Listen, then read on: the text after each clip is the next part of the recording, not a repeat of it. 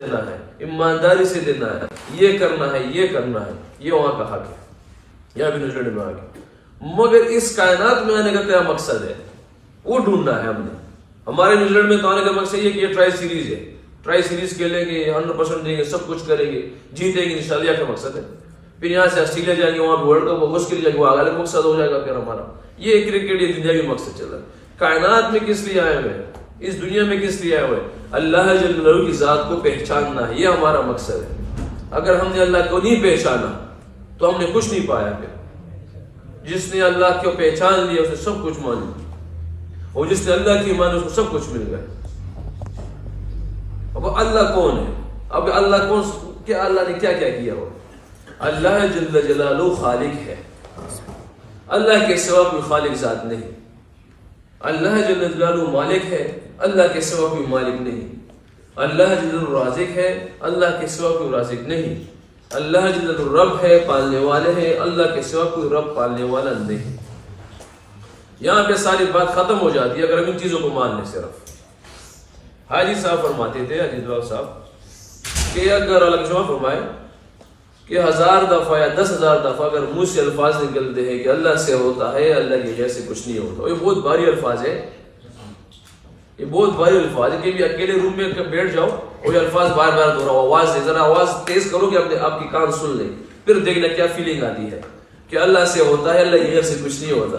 کیونکہ شیطان تو اسی کے پیچھے پڑا ہوا ہے، شیطان تو یہی کہہ رہا ہے کہ نہیں یہ نہیں کرو، یہ نہ بولو، بولتے ہوئے تو شرماتے ہیں، جو حقیقت ہے بولتے ہوئے تو ہم شرماتے ہیں اس پہ کہ اللہ سے ہوتا ہے، اللہ کی وجہ سے کچھ نہیں ہوتا۔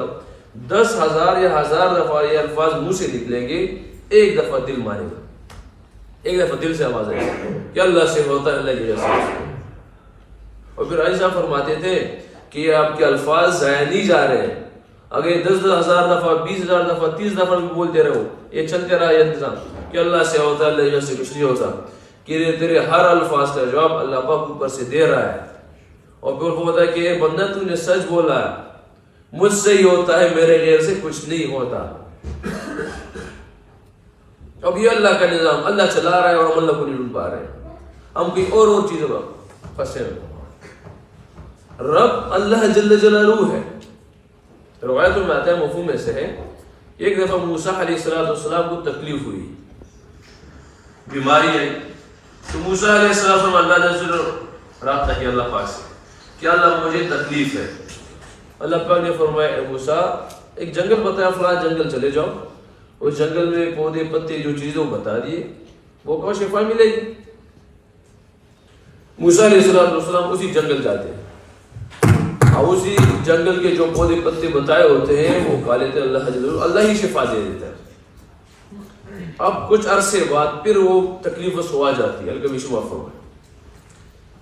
اس کے بعد موسیٰ علیہ السلام اللہ سے رابطہ نہیں کرتا، سیدھا اسی جنگل جاتا ہے جہاں درخت پتے پودے جو بتائے تھے وہی کھائے، وہ پھر کھا لیا، مگر اس کے بعد موسیٰ علیہ السلام کو شفا نہیں ملتی۔ اس کے بعد رابطہ کرتے اللہ پاک سے کہ اللہ پہلے تو بھی تکلیف سارا کچھ تھا، ابھی بھی وہی ہے، پہلے بھی جنگل کے پودے پتے کھائے شفا ملی، ابھی مجھے شفا نہیں ملی۔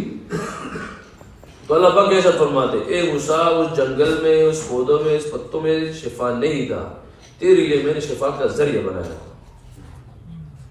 اب ہم یہاں پہ دیکھ لیں کہ ہمیں کوئی تکلیف آتی ہے تو ہماری پہلی نظر کس طرف جاتی ہے؟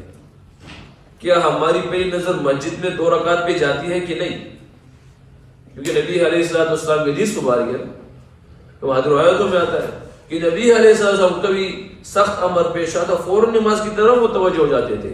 نبی علیہ السلام کو جس کے لیے پوری کائنات اسی جو سے بنی ہوئی تھی، کوئی بھی سخت امر آتا تھا سامنے فوراً نماز کی طرف متوجہ ہو جاتے تھے۔ اور پھر فرماتے ہیں کہ نماز کی طرف متوجہ ہونا گویا اللہ جل کی رحمت الہی کی طرف متوجہ ہونا ہے۔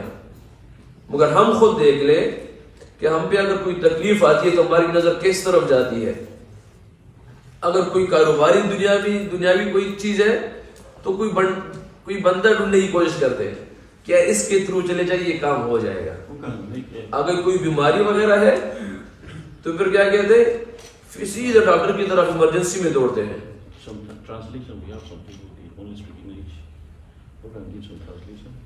وہ آخر میں آپ کر دو گے سکری پھر آخر میں آپ کر دیں گے آپ اس کے